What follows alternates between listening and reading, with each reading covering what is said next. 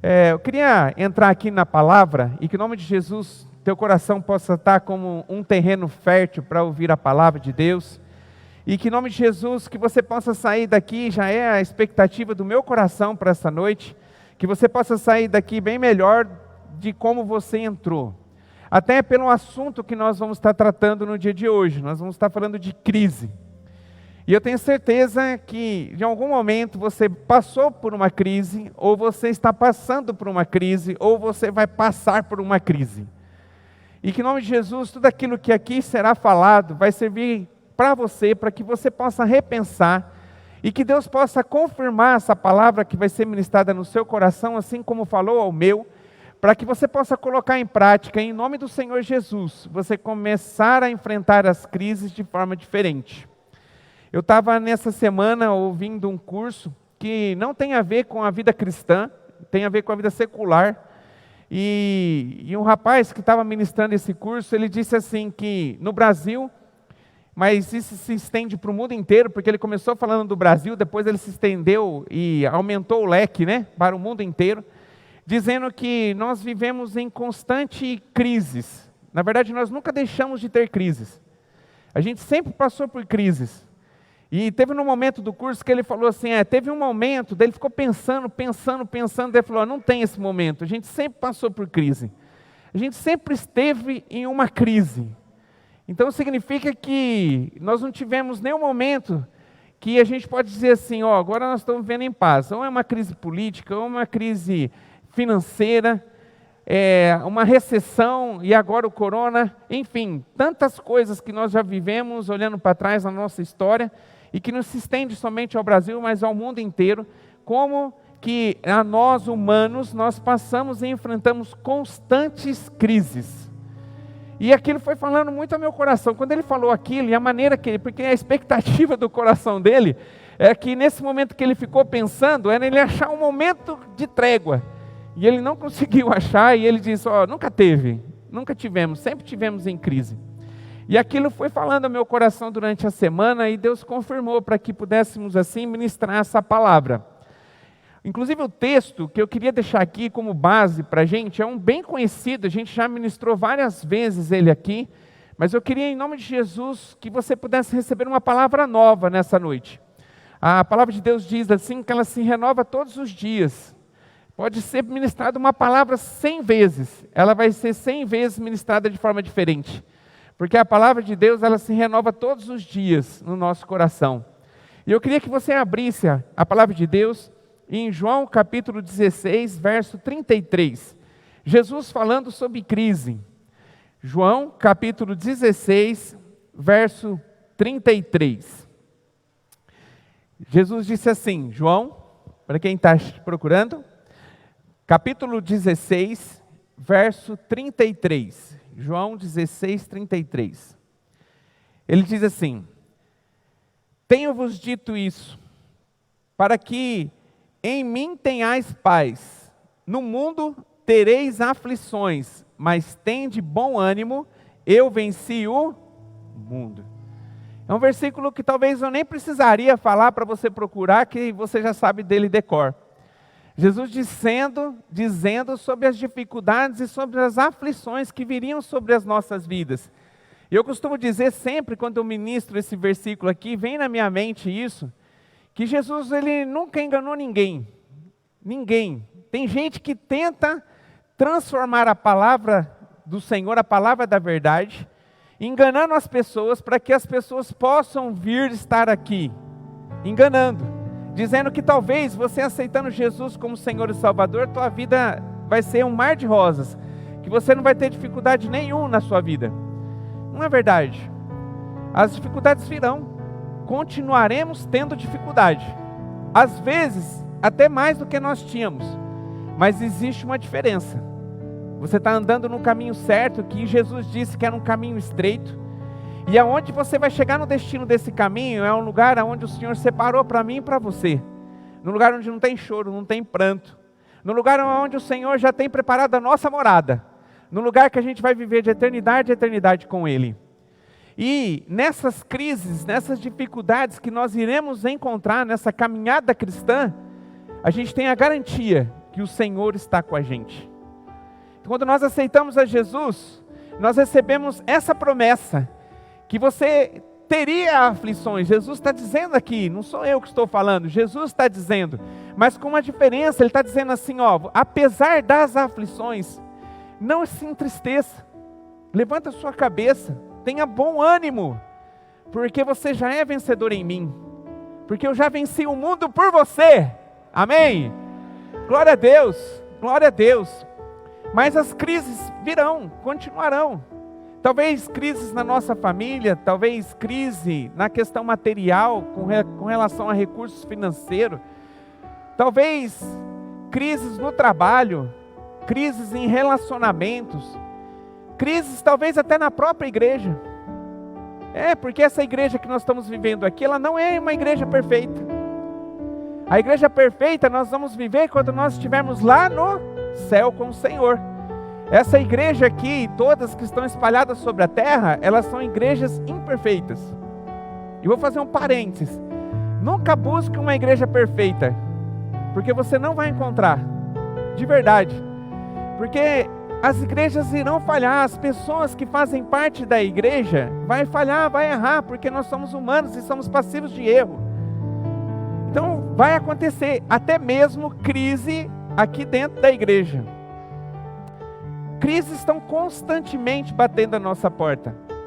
O grande problema é a maneira que nós olhamos para essa crise. E é sobre isso que eu queria falar com você. Desde quando o homem é homem, as crises foram implantadas no ser humano, lá na raiz, em Adão e Eva.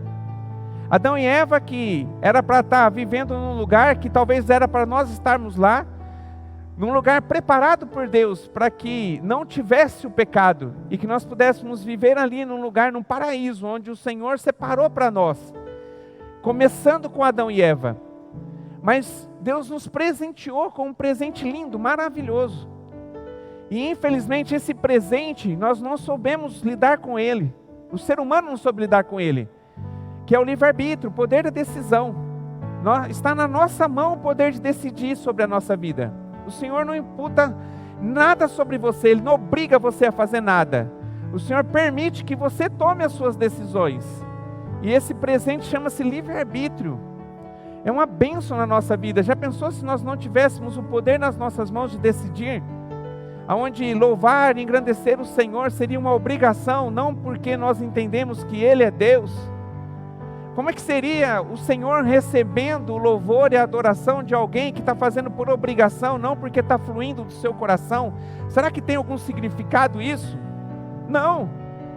Mas Deus permitiu que nós tivéssemos o livre-arbítrio de poder escolher estar com Ele ou não. A decisão é pessoal nossa. Mas quando foi presenteada a humanidade com o livre-arbítrio lá em Adão e Eva, eles já erraram, já fracassaram, já foram reprovados. Tomaram um caminho onde o Senhor tinha dado para eles que deveria seguir, e eles seguiram por um caminho contrário, comendo do fruto proibido, e fazendo com que o pecado entrasse na terra. Quando o pecado entra através de Adão e Eva, nossa vida começa ali um processo de crises, que a história bíblica revela em todo momento uma crise acontecendo. Eu estava dizendo aqui que essa pessoa que eu estava ouvindo falar nessa semana, ele disse sobre o Brasil, depois estendeu no mundo, mas a cabeça dele, ele estava pensando só nesse momento que nós estamos vivendo da nossa geração. E na verdade, ele está desde quando o homem é homem, desde Adão e Eva, as crises foram acontecendo e sucessivas. Se você pegar a história do povo de Deus, começando no Velho Testamento, e indo até o Novo Testamento, você vai ver várias coisas acontecendo. Adão e Eva entrando em crise. Houve ali uma crise no casamento. Adão, quando come, culpa Eva. Depois ali não diz como foi o diálogo de Adão e Eva. Como será que foi o diálogo de Adão e Eva depois que, diante de Deus, Adão come do fruto, mas culpa sua esposa? Grandes crises se começaram, se instituíram crises no ser humano, na família, que estava começando ali, que era um embrião de um grande projeto de Deus. Depois, se você começar na Bíblia, ver as histórias que foram acontecendo sucessivamente, você vai ver Deus olhando para a humanidade e vendo uma humanidade perdida em crise existencial, crise de valores, de princípios. Uma geração que realmente foi entregue ao pecado. Daí Deus, ele olha para essa geração e ele diz, não, eu preciso começar tudo de novo. Ele decide destruir a humanidade toda, mas ele olha para uma família. E nessa família ele começa a ter esperança, que através do presente chamado livre-arbítrio, ele poderia recomeçar de novo uma geração diferente. Uma geração livre do pecado. Noé vai e constrói a arca. Deus avisa de tudo aquilo que iria acontecer, mas só a família de Noé está lá dentro. A humanidade é exterminada da face da terra. Fica só uma família. E quando eles param, depois de dias, Noé vai e planta uma vinha. E quando ele vai pegar a colheita daquela vinha, ele pega aquelas uvas, ele faz um vinho e ele se embriaga com o vinho. E ele nu, o filho dele Cã, começa a tirar sarro dele com relação à sua nudez, expõe a sua nudez, diz a Bíblia. E nesse momento Noé amaldiçoa o seu filho.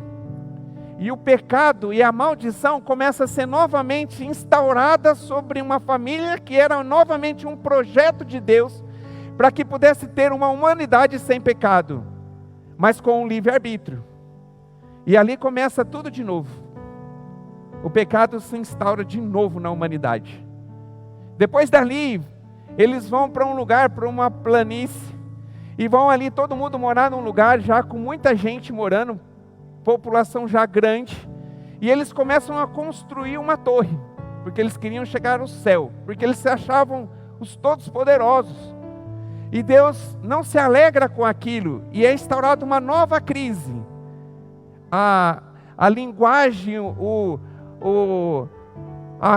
as línguas foram ali distribuídas para as pessoas, e cada um falou em um idioma diferente.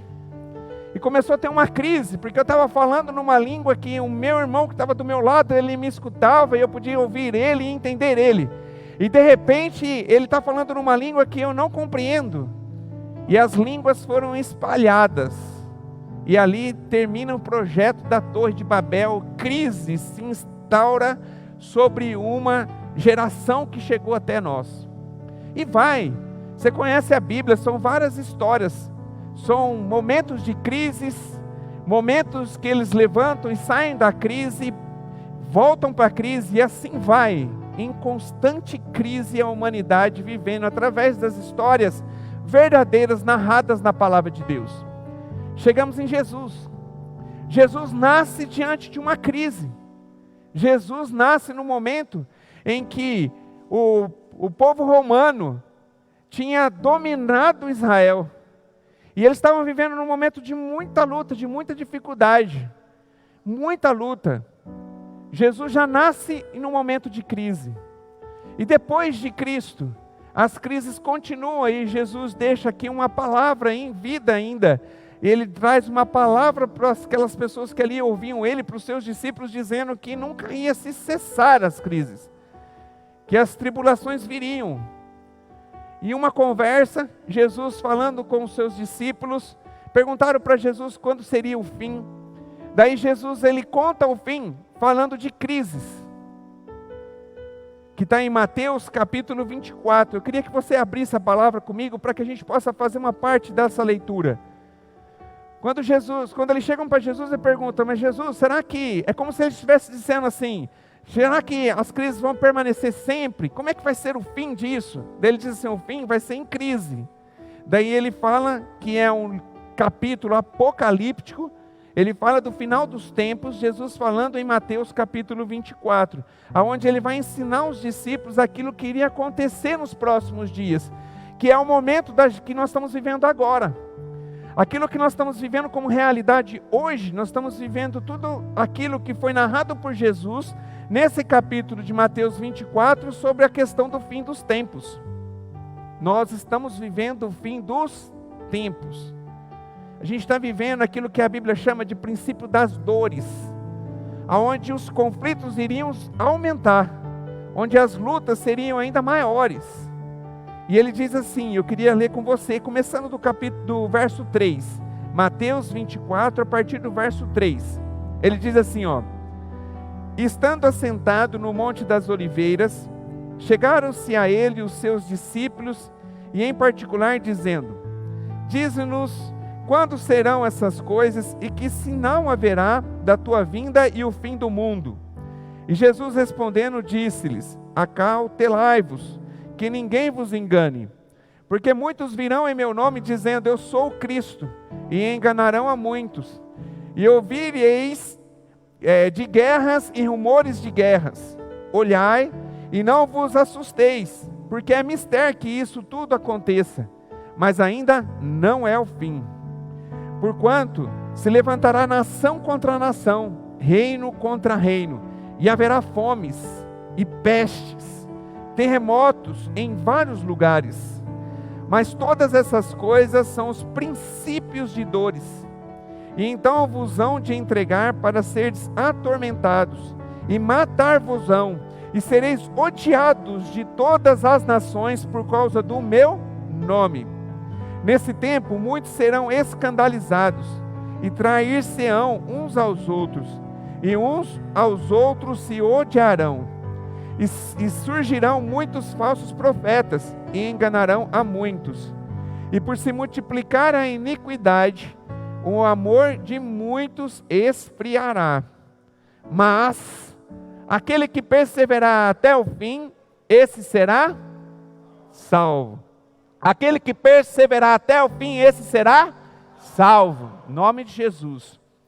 Eu não sei se você foi vendo, foi prestando atenção nas coisas que Jesus foi falando que iriam acontecer nos últimos momentos, nos finais dos tempos. Ele estava falando para os discípulos quando ele viria para buscar a igreja.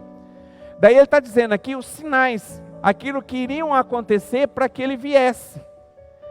Eu não sei se você anotou, se você prestou atenção, mas todas as coisas que a gente disse aqui, você tem dúvida que algo não aconteceu ainda? Tudo.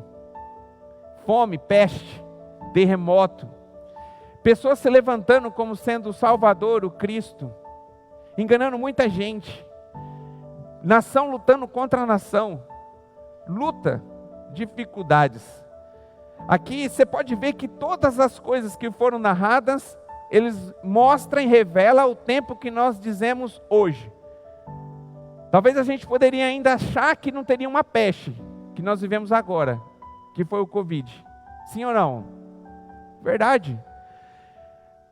Aqui revela o quanto Jesus está próximo e o quanto que nós iríamos viver em crises nesse momento em que se aproxima a vinda de Jesus. Eu queria entregar aqui uma outra palavra. Eu queria trazer uma palavra aqui para você dizendo assim: a crise vai cessar e a gente vai conseguir viver plenamente, sem dificuldade nenhuma, só aguardando a vinda de Jesus. Desejava dizer isso para você, arde no meu coração entregar uma palavra dessa, mas não condiz com a palavra de Deus. E a gente tem que ser maduro o suficiente, a gente não é mais menino, a gente é adulto, para entender que a gente vai passar por luta, por dificuldades, e elas continuarão. Talvez a gente vai vencer algumas crises, mas outras crises virão sobre a gente. E não é para você ficar com a cabeça baixa, nem entristecido por isso.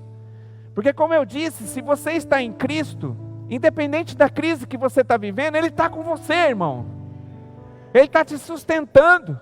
E se você perseverar nele, aqui já disse, no verso 13, o que vai acontecer. Você vai conseguir ser salvo. Ser salvo. Crises virão. Talvez eu estou numa hoje.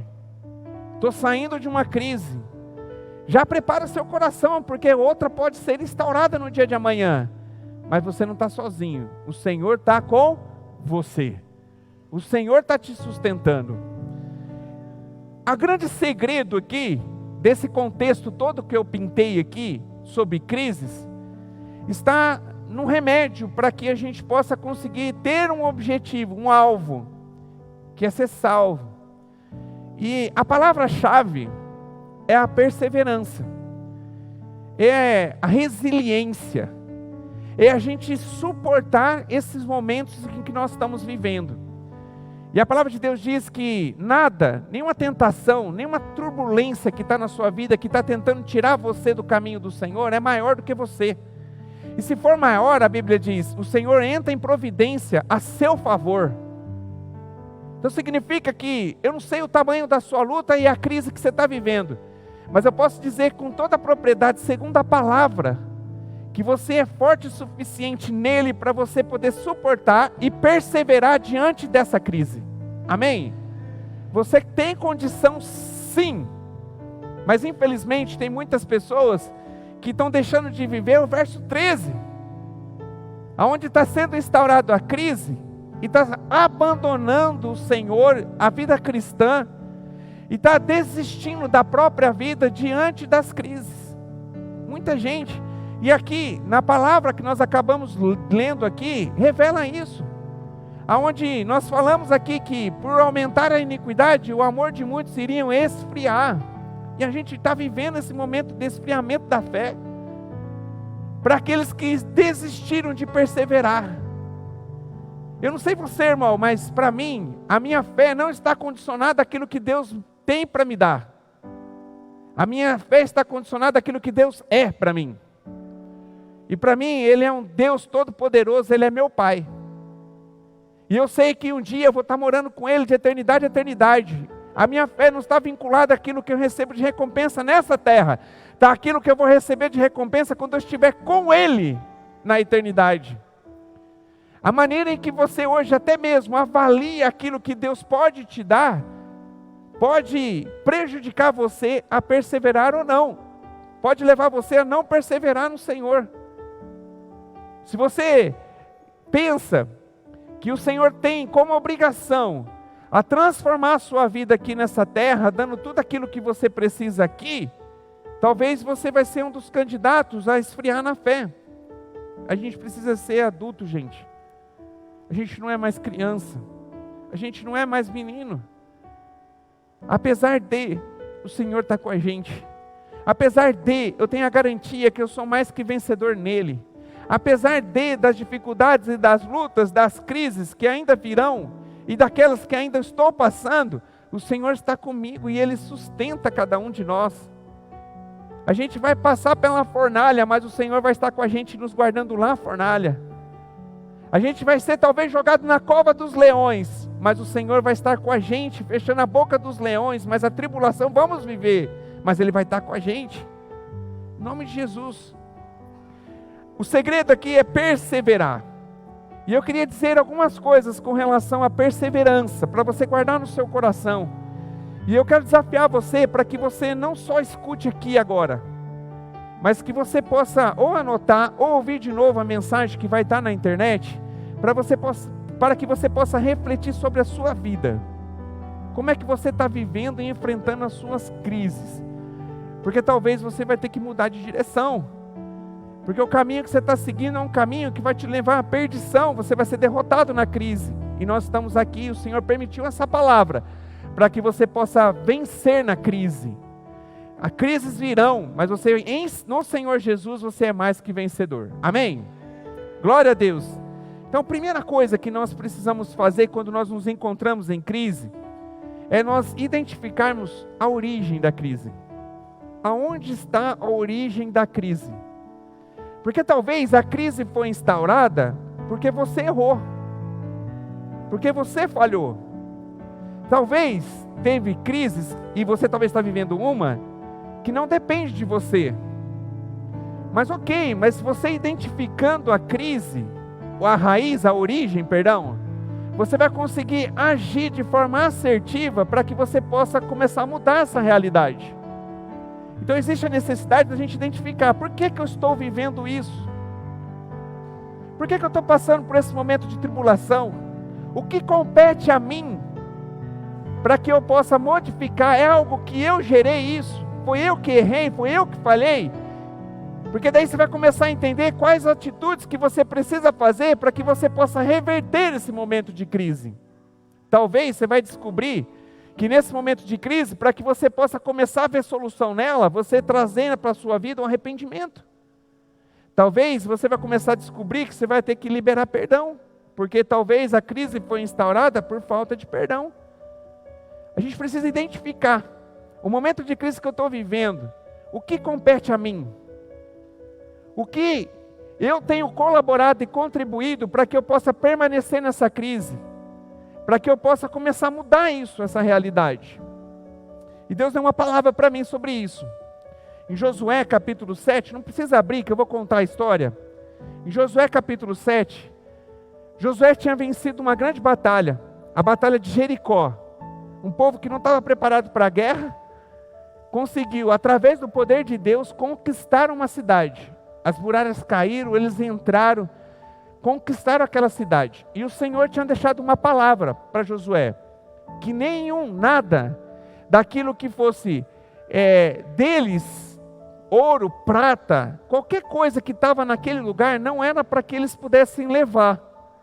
O despojo das guerras, que é aquilo que eles poderiam pegar para eles, não era para ser pego, era para ser queimado.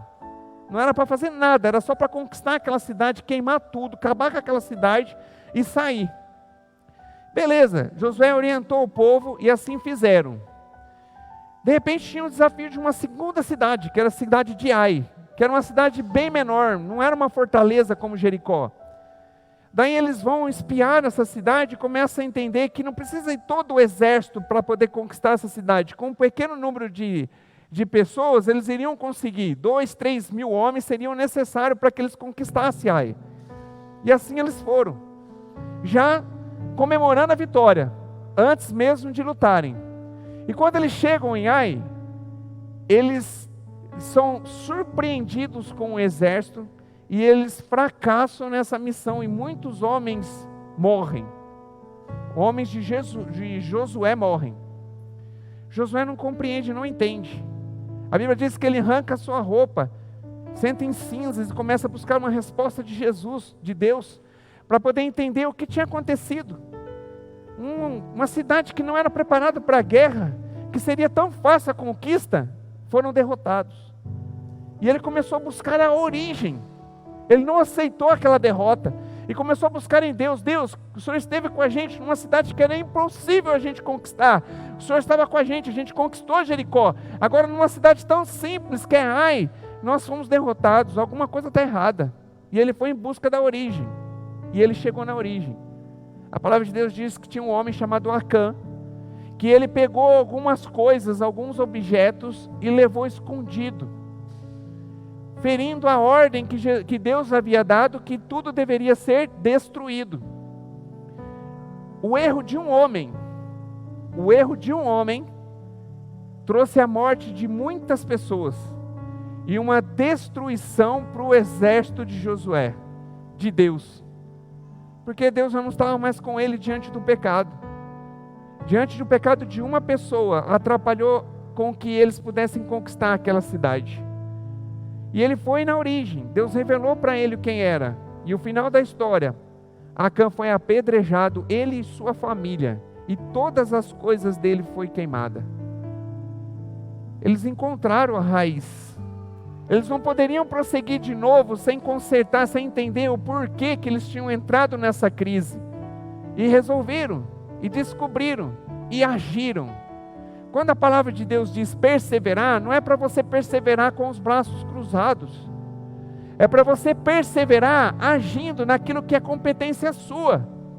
Porque aquilo que você pode fazer, Deus não faz por você. Agora aquilo que você não pode fazer, Deus entra em providência e Ele ajuda você e te sustenta. Então perseverar aqui não é só, estou no momento de crise, vou entrar dentro de um quarto, vou ficar deitado esperando essa crise passar. Ela não vai passar, ela vai piorar. O perseverar é você lutar contra a crise, perseverando sobre ela. É isso. E assim ele fez. E conseguiu achar o problema, a origem. Qual a origem da sua crise? Talvez você chegou aqui hoje em crise. Talvez você chegou aqui com alguma luta, algum problema, alguma dificuldade que não tem começado, não está agora só sobre a tua vida, talvez venha de algum tempo. O que compete a você? O que você pode fazer para que você possa sair desse momento de crise? O que é sua responsabilidade?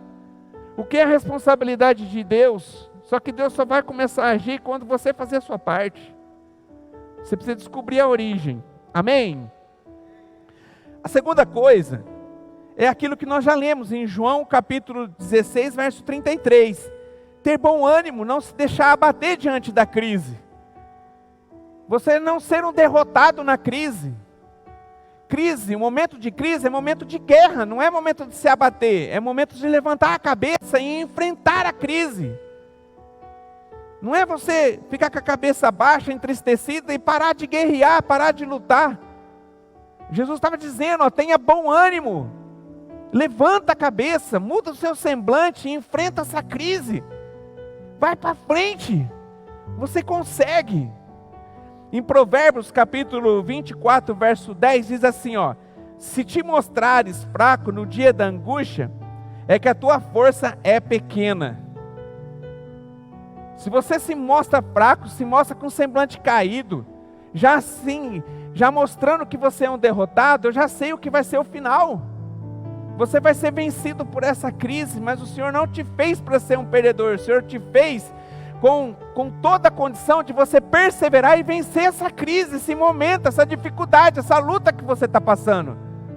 Depende de você, meu irmão, minha irmã. Eu não sei como é que você está, talvez você chegou aqui quase jogando a toalha, com o semblante caído e desanimado. Em nome de Jesus, muda isso agora. Tem de bom ânimo. Jesus venceu por você. Você não é pouca coisa não, olha quem está lutando com você a sua guerra. O Senhor dos exércitos. O Senhor que fez milagres, que está narrado aqui na sua palavra, e que continua fazendo milagres no dia de hoje. A tua luta é desse tamanhozinho diante do Deus que nós servimos. Em nome de Jesus, muda isso. Levanta a cabeça. Não se dê como perdedor. Em nome de Jesus. Em Filipenses 4,13, o apóstolo Paulo diz assim, é um versículo bem conhecido, mas às vezes a gente tem uma conotação errada dele. Ele diz assim, Filipenses 4,13, posso todas as coisas naquele que me fortalece. Ele está dizendo aqui, e os versículos anteriores, ele pinta um momento de crise imensa do apóstolo Paulo. Ele estava falando sobre necessidade, sobre escassez, vários problemas que ele estava enfrentando. E ele diz aí, no final ele diz, apesar de tudo isso, eu posso todas as coisas naquele que me fortalece. Ele está dizendo assim, eu posso vencer as crises, eu posso vencer as guerras, eu posso vencer os desafios, porque o Senhor é o que me fortalece.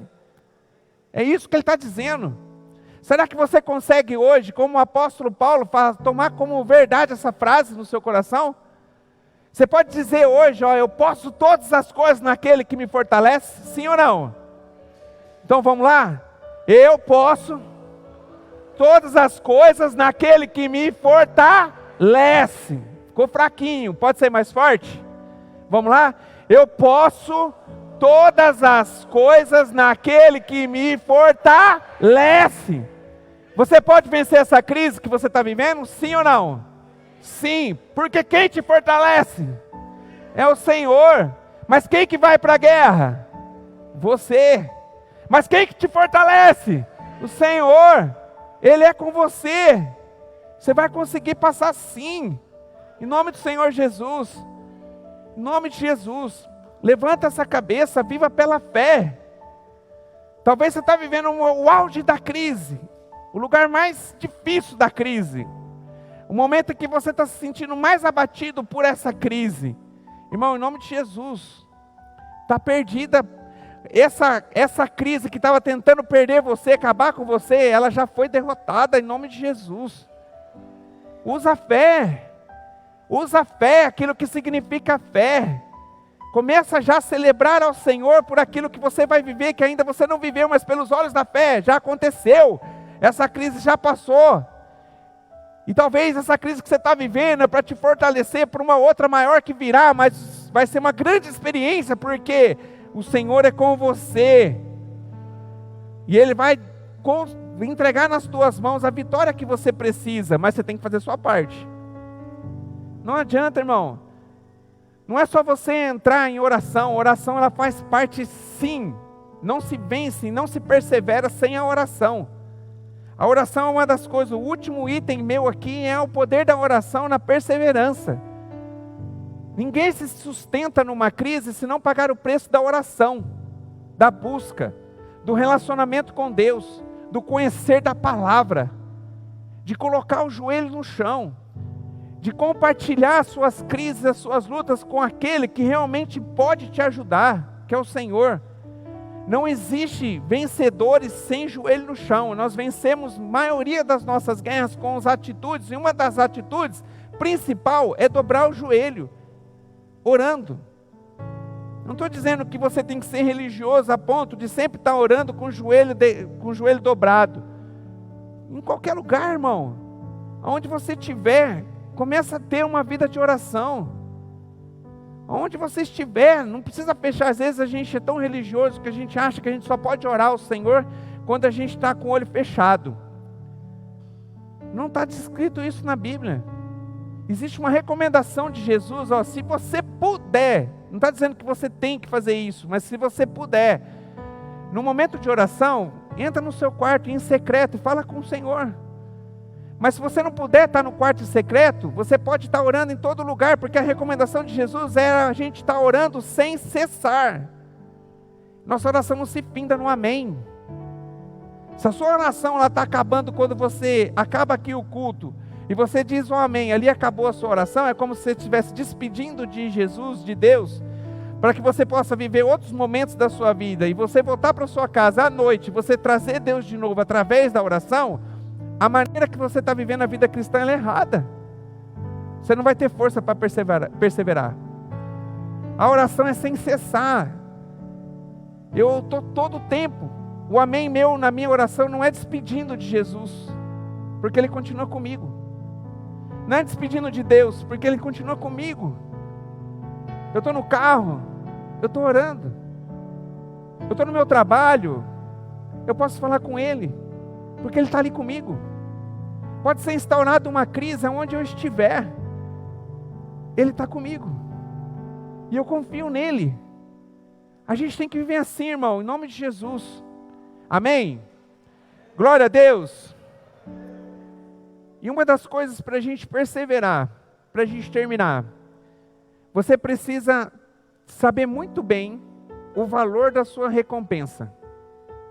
A gente só continua lutando se aquilo que nós iremos receber de recompensa compensa para a gente. Que o próprio nome diz, ó, recompensa, se ela compensa a gente. Porque se a recompensa, você não tem uma visão clara dela, você vai se dar como vencido na primeira dificuldade. Na primeira luta você já se entrega. Os meninos da casa de recuperação que estão aqui, e hoje eu estava conversando com a minha esposa, com a pastora Tuca, e a gente estava falando sobre isso. Não é fácil os 9 meses, e nunca ninguém aqui falou. Alguém aqui já falou aqui na frente que é fácil os 9 meses, irmãos? Nunca. É só vencedor. É só gente que entende o valor da recompensa para permanecer internado 9 meses, longe da família, vencendo o vício, lutando contra crises de abstinência, lutando contra muitos desafios que todos os dias aparecem, porque eles não estão cercados numa bolha. Ali também as lutas vêm, e são grandes, gigantescas. Se ali não acontecesse as lutas e os problemas, não justificava ficar ali 9 meses, porque ali é um momento de aprendizado. Não estão blindados, amém? Estão ali, e vão passar por luta, vão passar por dificuldade. Agora, o que diz que você vai terminar o seu tratamento? Que vai continuar até o fim? Se você tiver uma visão clara da recompensa que você for ter, vai ter em nome de Jesus, se você terminar esse tratamento. Se você conseguir dizer não para as drogas e começar a viver uma vida totalmente diferente. Estou usando um exemplo, mas é tudo na nossa vida. Eu só consigo vencer os momentos de crise, e eu luto para que eu possa vencer, eu persevero, se eu tiver uma visão bem clara daquilo que eu vou receber de recompensa, porque eu estou vencendo.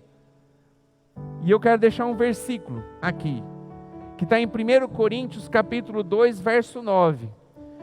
Se você permanecer, se você conseguir vencer, se você perseverar até o fim, olha o que o Senhor tem separado para mim e para você. Diz assim, 1 Coríntios 2:9: nem olhos viram, nem ouvidos ouviram, nem jamais penetrou no coração humano o que Deus tem preparado para aqueles que o amam. Irmão, não existe como descrever aquilo que Deus tem para mim e para você, se você conseguir perseverar até o fim. Então eu queria nessa noite, em nome de Jesus, que você tomasse essa palavra para você, e que você saísse daqui com um renovo, que você saísse daqui capacitado em Deus, porque em Deus você pode vencer essa crise, porque você pode todas as coisas naquele que te fortalece. E se essa palavra serviu para você, em nome de Jesus, e se você crê e acredita que você tem condição sim, de passar por essa crise e por outras que virão, mas sabendo que você vai conseguir perseverar, porque o Senhor é contigo, quero te convidar para estar de pé, em nome de Jesus, para que a gente possa orar, em nome de Jesus, em nome de Jesus, em nome de Jesus. Pode vir luta, irmão, pode vir dificuldade, pode vir crise, a gente pode viver os finais dos tempos, o princípio das dores. A gente tem muitos desafios pela frente que nós iremos viver. Nós vamos passar por muitas tribulações, mas o Senhor está com a gente. E a recompensa para aqueles que estão no Senhor é grandiosa. É grandiosa. Nesse texto ele revela isso, que não tem nem como descrever, porque não existe nada que os nossos olhos viu que possa equiparar com aquilo que o Senhor tem para entregar para mim e para você, para aqueles que perseverarem, para aqueles que não desistem, para aqueles que encaram a crise sabendo que o Senhor está com você. Em nome de Jesus, que você possa se sentir fortalecido nele nessa noite. E eu queria orar com você. Nós temos aprendido aqui no ministério que a oração de poder é a sua oração. A minha oração nessa noite é confirmar a sua, porque a oração que Deus quer ouvir hoje é a sua oração, em nome de Jesus.